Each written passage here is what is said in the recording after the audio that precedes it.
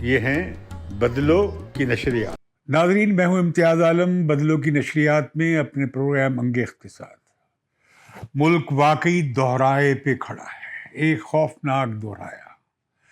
سیاسی بحران حل کرنے کی کوشش کی گئی تو ڈیفالٹ ہو سکتا ہے، ڈیفالٹ سے بچنے کی کوشش کی گئی تو سیاسی بحران بڑھ سکتا ہے۔ یہ ایک طرح کا بڑا مخمصہ ہے۔ عمران خان نے 25 تاریخ کو یعنی آج سے 2 روز بعد اسلام آباد میں دھرنے کا اعلان کر دیا ہے۔ وہ وہاں تک جب تک بیٹھیں گے جب کہ ان کے 2 مطالبات، انتخابات کے انعقاد کی تاریخ اور قومی اسمبلی کی ڈیزولوشن یعنی اس کے خاتمے کا اعلان۔ اور دوسری طرف بڑے بحث مباحثے کے بعد پی ڈی ایم اور پیپلز پارٹی نے مل کر، بیچ میں ان کے ہاں 2 رائے تھی۔ ان کا خیال یہ تھا کہ ہم کیوں ملبہ اٹھائیں، عمران خان حکومت کا معاشی ملبہ کیوں اٹھائیں، اور آئی ایم ایف کی شرائط اتنی خطرناک اور زوردار اور سخت ہوں گی کہ ملک میں ایک بہت بڑا افراط زر اور مہنگائی کا طوفان آئے گا، اور ان کی رہی سہی جو عوام میں ریپوٹیشن ہے وہ برباد ہو سکتی ہے۔ جبکہ انہیں کہا جا رہا تھا کہ وہ بس یہ آئی ایم ایف کا معاہدہ سائن کرے اور بجٹ پیش کرے اور اس کے بعد اسمبلی ڈیزالو کر دے۔ ظاہر ہے کہ یہ سیاسی خودکشی تھا۔ لہذا آپ دیکھیے کہ انہوں نے فیصلہ کیا ہے کہ نہیں، ہم اپنی مدت پوری کریں گے۔ اب یہ فائنل فیصلہ ہے۔ ویسے میں نے تجویز اپنے گزشتہ پروگرام میں یہ دی تھی کہ آپ آئی ایم ایف سے معاہدہ نہ کریں، اور یہ اسٹیبلشمنٹ بہت خوش ہوگی ایک ٹیکنوکریٹ حکومت بنا کر، اور آپ یہ بوجھ اس پر شفٹ کر دیں اور آپ یہ سیاسی لائبلٹی نہ لیں اور تاریخ کا اعلان کر دیں۔ لیکن میں نے یہ کہا تھا کہ یہ تبھی ہو سکتا ہے کہ عمران خان مشاورت پہ راضی ہوں اور اس شرط پر یہ تاریخ دینے پہ تیار ہوں، یا اسمبلی کی ڈیزولوشن کی تاریخ پہ، اگر عمران خان اسمبلی میں اپنے استعفے واپس لے کے واپس آ جائے، تاکہ انتخابی اصلاحات بھی ہو سکے اور اگلے انتخابات کو یقینی بنانے کے لیے اور غیر جانبدارانہ اور منصفانہ بنانے کے لیے، صاف ستھرا بنانے کے لیے ایک قومی اتفاق رائے ہو جائے۔ ورنہ ہم دیکھتے ہیں کہ اس ملک میں رواج ہے انتخابات کے نتائج کو نہ ماننے کا۔ تو اس کے لیے ضروری ہے کہ اگلے انتخابات کو سیکیور کرنے کے لیے بھی یہ سیاسی سمجھوتا ہو جاتا۔ لیکن عمران خان نے ملتان کے جلسے میں اپنا اعلان تو ملتوی کر دیا، اور اس امید پہ شاید اسٹیبلشمنٹ مجبور کر دے گی موجودہ حکومت کو کہ وہ بجٹ پیش کرے اور آئی ایم ایف سے معاہدہ سائن کرے اور اس کے بعد انتخابات کا اعلان کر دے۔ لیکن اس تجویز کو رد کر دیا گیا۔ اسٹیبلشمنٹ کے ذرائع سے جو بات پتہ لگتی ہے، انہوں نے یہی کہا تھا کہ آپ یہ آئی ایم ایف سے شرائط طے کریں اور ایک سخت بجٹ پیش کریں اور جولائی میں گھر جائیں اور الیکشن کا اعلان کر دیں۔ لیکن بہت غور و خوض کے بعد یہ فیصلہ کیا گیا کہ یہ devil and the deep sea والی بات تھی کہ آگے سمندر ہے، پیچھے کچھ اور ہے، جو عمران خان کہتے ہیں شیر ہے۔ شیر سے مراد ان کا سیاسی بحران ہے، اور آگے سمندر کیا ہے؟ سمندر سے مراد ہے کہ آئی ایم ایف کی شرائط۔ تو میں سمجھتا ہوں کہ انہوں نے صاف طور پہ پیغام بھجوا دیا ہے کہ ہمیں آپ نیوٹرل ہی رہیں، ہمیں آپ کی مدد کی ضرورت نہیں ہے، اور ہم اسے سیاسی طور پر ٹیکل کر لیں گے۔ تو لہٰذا عمران خان نے جو 25 تاریخ کا اعلان کیا ہے اسلام آباد میں جلسے کا، جس میں پنجاب اور سندھ اور خیبر پختونخوا کے لوگ شریک ہوں گے، اور باقی لوگ اپنے اپنے علاقوں میں سندھ کے اور بلوچستان کے وہاں پہ وہ جلسے جلوس کریں گے۔ تو یہ اعلان جو ہے انہوں نے اس دن کیا، جس دن 25 تاریخ کا، جس دن آئی ایم ایف کے ساتھ پاکستان کے بڑے کروشل، بڑے اہم اور بڑے نازک مذاکرات ہونے جا رہے ہیں۔ یہ میک اور بریک صورتحال ہے کہ پاکستان فالٹ سے بڑا قریب ہے، اور پاکستان ڈیفالٹ سے اسی وقت بچ سکتا ہے کہ اگر آئی ایم ایف سے معاہدہ ہو۔ لیکن آئی ایم ایف کی شرائط ظاہر ہے بہت سخت ہیں۔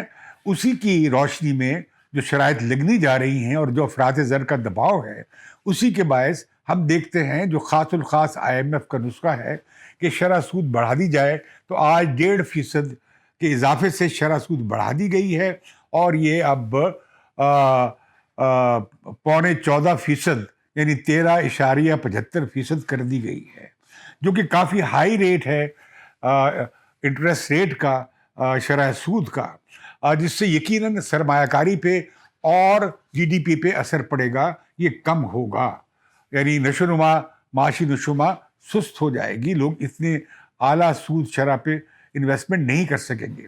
لیکن اس کا فائدہ اوورسیز پاکستانی کو ہوگا، اس کا فائدہ برآمدات کرنے والے یعنی ایکسپورٹس کرنے والوں کو ہوگا، اس کا فائدہ ان پینشنرز کو ہوگا جن کے فکس ڈپازٹ ہیں کہ انہیں زیادہ شرح سود ملے گی، جو تقریباً مہنگائی کے قریب قریب ہے۔ تو لہٰذا ہمیں لگتا یہ ہے کہ حکومت جو باقی شرائط بھی ہے آئی ایم ایف کی، اور یہ یاد رہے کہ یہ شرائط پچھلے وزیر خزانہ عمران خان حکومت کے وزیر خانہ طے کر آئے تھے، لیکن شوقی صاحب نے چالاکی یہ کی کہ انہوں نے آئی ایم ایف سے شرائط طے کرنے کے باوجود کہ پیٹرول 150 روپے کا ہو جائے گا اور ہر مہینے 4 روپے اضافہ ہوگا، اسی طرح بجلی کے ریٹس میں کوئی 12 روپے کے قریب اضافہ ہوگا، یہ ساری شرائط طے کرنے کے باوجود بھی جب نظر آیا کہ عمران خان کی حکومت جا رہی ہے تو عمران خان نے الٹا تیل کی، پیٹرول اور ڈیزل کی قیمتیں کم کر دیں، جس سے بہت بھاری بوجھ آ گیا خزانے پہ، کیونکہ پہلے ہی خسارہ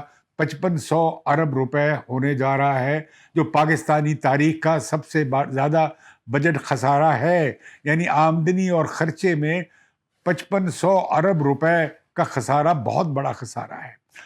جس طرح کی نازک صورتحال ہے اس میں میں عرض کرنا چاہوں گا کہ یہ جو بار بار حقائق غلط پیش کیے جا رہے ہیں کہ قومی خزانے میں 2018 پہ جو خسارہ تھا وہ 30 کھرب تھا، عمران خان نے اس میں 3.5 سال میں اس میں 21 کھرب روپے کا اضافہ کر دیا، اور یوں یہ اب 51 ارب روپے ہو گیا۔ اگر ان کی حکومت 1 سال ہوتی تو پچھلے 75 سال کی حکومت میں یا 72 سال کی پیریڈ میں جتنا کل قرضہ لیا گیا، عمران خان کا قرضہ اس کے برابر ہو جاتا۔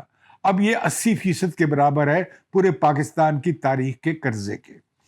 اور پھر یہ ہوا کہ جی ڈی پی بھی، ہماری مجموعی قومی آمدنی، وہ $315 سے کم ہو کر وہ 2020 میں $262 ہو گئی، اور اس طرح فی کس آمدنی بھی کم ہو گئی۔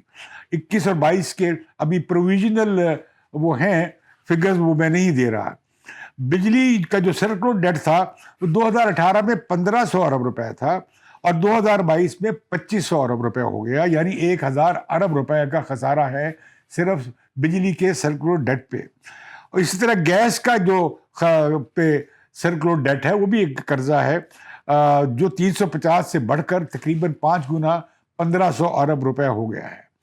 اسی طرح جو پی ایس او ہے پاکستان اسٹیٹ آئل، اس کا بھی نقصان 658 ارب روپے تک پہنچ گیا ہے، اور پبلک سیکٹر کارپوریشن کا خسارہ 2700 ارب روپے ہے۔ تو یہ مل ملا کے یہ تو کوئی 8-10 کھرب روپے تو یہ بن جاتا ہے خسارہ۔ تو یہ ملک کہاں جائے گا؟ اس ملک کا کیا بنے گا؟ اور پھر پبلک سیکٹر کارپوریشن کا بھی آپ نے دیکھ لیا، اور اس وقت تجارتی خسارہ 50 ارب ڈالر ہے۔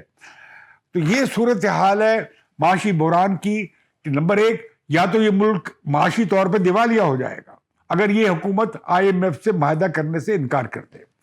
ہمارے پاس 10.3 ارب ڈالر کے اس وقت ذرائع ہیں بیرونی سرمایہ کے، یا آپ کہتے ہیں فورن ایکسچینج کے، زر مبادلہ کے۔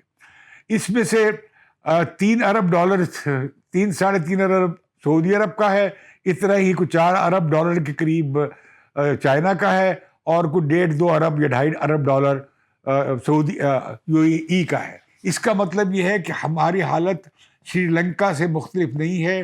اگر یہ پیسہ نہ پڑا ہو ہمارے اسٹیٹ بینک میں تو پاکستان آج دیوالیہ ہو سکتا ہے۔ اس کی وجہ سے میں کہہ رہا ہوں کہ میں جو کہ آئی ایم ایف کے کسی بھی پروگرام کے حق میں نہیں رہا ہوں، میں سمجھتا ہوں کہ اب یہ نیسیسری ایول ہے، ایک ضروری برائی ہے، یا زہر ہے جو ہمیں کھانا پڑے گا۔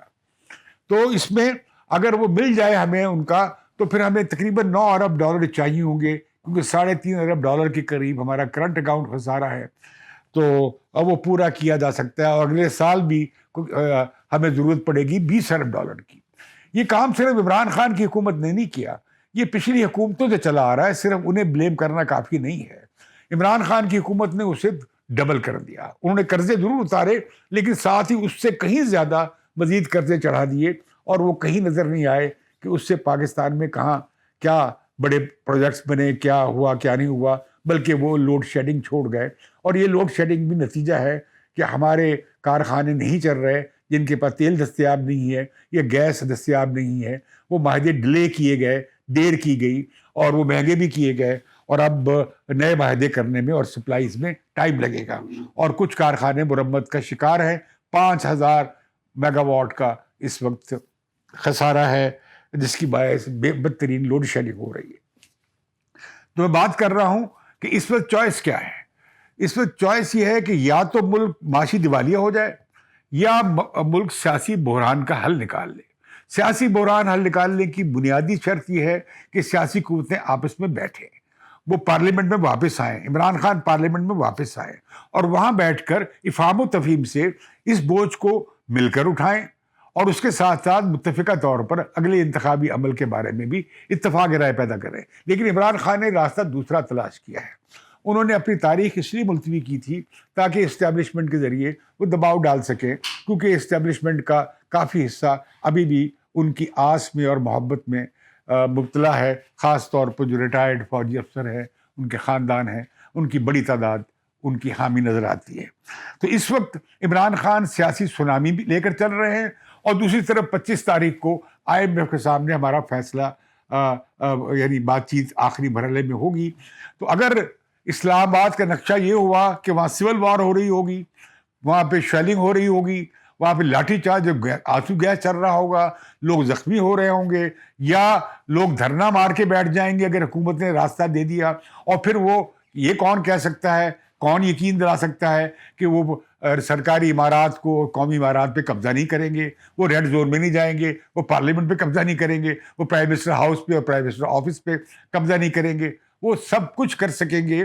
بلوائیوں کے ہاتھ میں ہوگا اسلام آباد، اور تحریک انصاف کے پاس کوئی ایسی تنظیم نہیں ہے ڈسپلن، جیسے ہم قادری صاحب کے یہاں دیکھتے تھے، کہ وہ انہیں قابو میں رکھ سکیں، نہ ان کے پاس ایسے رضاکار ہیں۔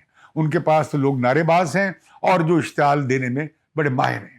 اب بہت بڑا امتحان آ گیا ہے اس عبوری، اس اتحاد کی حکومت کا، شہباز شریف کی حکومت کا۔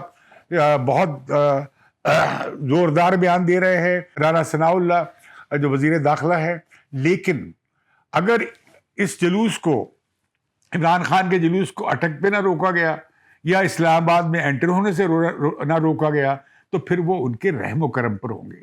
آج اسد عمر نے درخواست ڈالی ہے اسلام آباد ہائی کورٹ میں۔ اسلام آباد ہائی کورٹ اچھا ہے کہ اس میں اگر فیصلہ کر دے کہ ان لوگوں کو کیوں، لوگوں کی آمد و رفت روکی جائے، لوگوں کی رائٹ ٹو فری موومنٹ کیوں روکا جائے، اور لوگوں کو ان کی رائٹ ٹو اسمبلی بھی اپنی جگہ ہے، اور اجتماع کا حق ہے، بنیادی حق ہے، کیوں نہ یہ پریڈ گراؤنڈ میں چلے جائیں یا پارک میں چلے جائیں، وہاں یہ 15 دن بیٹھیں، مہینہ بیٹھیں، لیکن وہاں مہینہ بھی بیٹھے رہیں گے تو مشکل ہوگا کہ یہ اپنے مطالبات منوا سکے۔ لہذا عمران خان جو چاہتے ہیں، جو لگتا ہے ان کے سارے سیاسی عمل سے، وہ معاشی بریک ڈاؤن بھی چاہ رہے ہیں، یا نہیں چاہتے ہیں تو یہ اس کا نتیجہ ہوگا، اور یہ کہ وہ آئینی بریک ڈاؤن بھی چاہتے ہیں۔ تو کیا چاہتے ہیں وہ یہ ہیں کہ فوج مداخلت کرے۔ اگر فوج نے مداخلت کی، مارشل لا لگ گیا، تو میں سمجھتا ہوں کہ پاکستان کا پہ فوراً سینکشن لگ جائیں گی، کیونکہ امریکی حکومت اس وقت بہت زیادہ جمہوریت کا پرچم بلند کیے ہوئے ہے، چائنا کے خلاف یا روس کے خلاف۔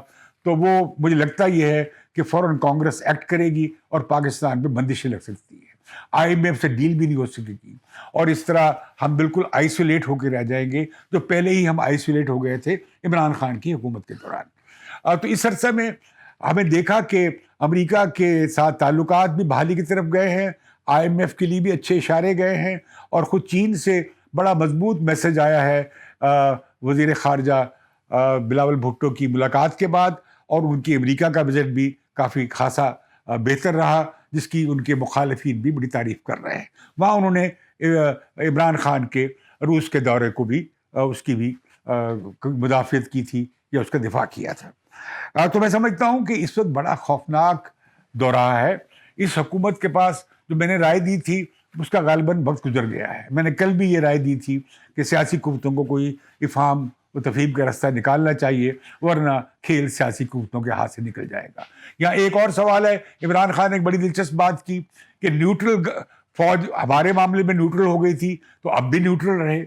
آپ کے معاملے میں نیوٹرل ہوئی تھی کہ وہ آپ کے اتحادیوں کو آپ کو ساتھ رکھنے کے لیے ان پہ سیاسی دباؤ نہیں ڈالے گی.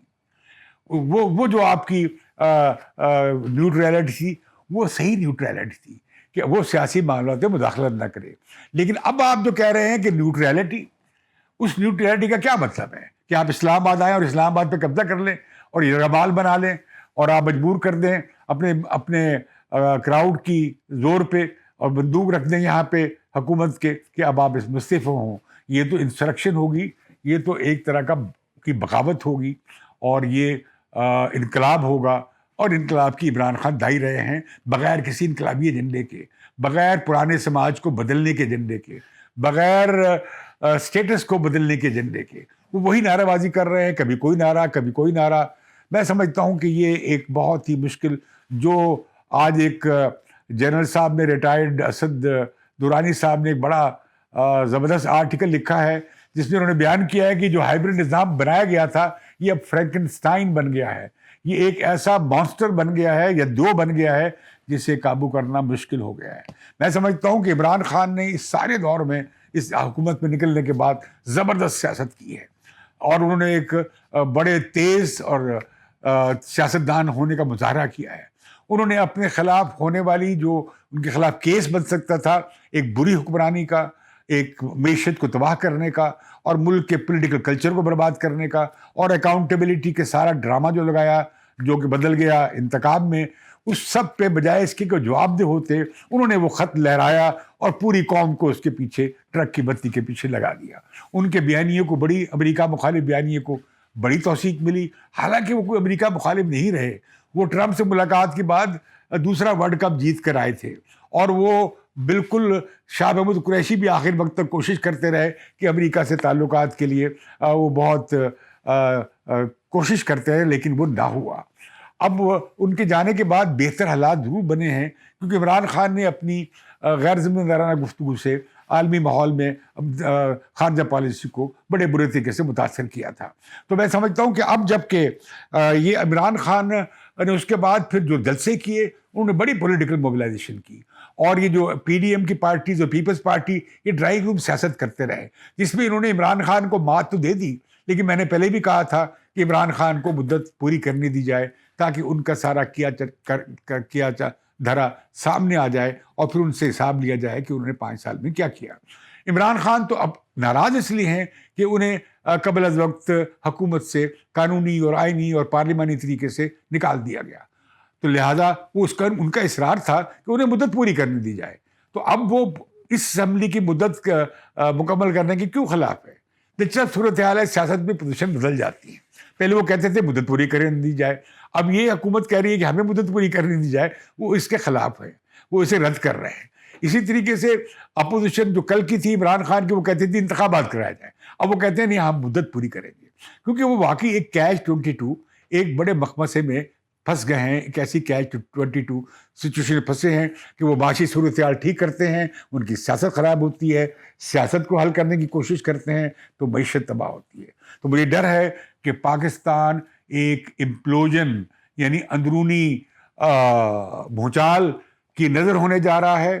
یہ صورتحال شری لنکا سے بری ہوگی، زیادہ خوفناک ہوگی، کیونکہ اس میں خانہ جنگی کا بھی امکان ہے اور یہ اگر لڑائی شروع ہو گئی گھر گھر جائے گی اور یہ آگ وہ لگا چکے ہیں. عمران خان بہت متحرک کر چکے ہیں اپنے حمایتیوں کو، انہیں اب روکنا مشکل ہوگا. اب یہ جو فرینکنسٹائن پیدا کیا گیا تھا، یہ جو ہائبرڈ رجیم بنایا گیا تھا، یہ جو سلسلہ کیا گیا تھا، اب انہیں بھی بھگتنا چاہیے، اس کی کوئی ذمہ داری لینی چاہیے. اب جب کہ یہ عمران خان چیلنج کر رہے ہیں، کیا آرٹیکل 245 کے تحت اگر وفاقی حکومت سول انتظامیہ کی حمایت کے لیے فوج کو بلاتی ہے تو کیا فوج آئے گی؟ کیا وہ دارالحکومت کا دفاع کرے گی؟ یا دارالحکومت جل رہا ہوگا، یا اس پر قبضہ ہو رہا ہوگا، یا وہ یرغمال بن رہا ہوگا؟ یہ ایک بہت بڑا امتحان ہے اور یہ آئینی تقاضا ہے. یہ کوئی سیاست میں حصہ لینے والی بات نہیں ہے، اس کا تعلق نیوٹریلٹی سے نہیں ہے، نیوٹرلٹی کا مطلب یہ نہیں ہے کہ آپ آئین کی ذمہ داری سے بفر ہو جائیں. سول آرٹیکل 245 کے تحت اگر آپ کو بلایا جاتا ہے افواج کو سلامتی کے لیے دارالحکومت کی, تو فوج کو آ کر اپنی ذمہ داریاں ادا کرنی پڑیں گی. مجھے اس سے اتفاق نہیں ہے رانا ثناء اللہ کی بات سے, یہ حکومت کی, کہ وہ صرف پولیس سے اور سول انتظامیہ کی مدد سے اس چیز کو روک سکیں گے. اور اگر اسلام آباد ہائی کورٹ نے کوئی حدود مقرر کر دی تو بہت ہی اچھا ہوگا کہ وہ کسی پارک میں چلے جائیں یا وہ جو پیریڈ گراؤنڈ ہے وہاں چلے جائیں, وہاں جلسہ لگائیں, وہاں 6 مہینے بیٹھے رہیں, سال بیٹھے رہیں, ان کی یہ جمہوری حق ہوگا.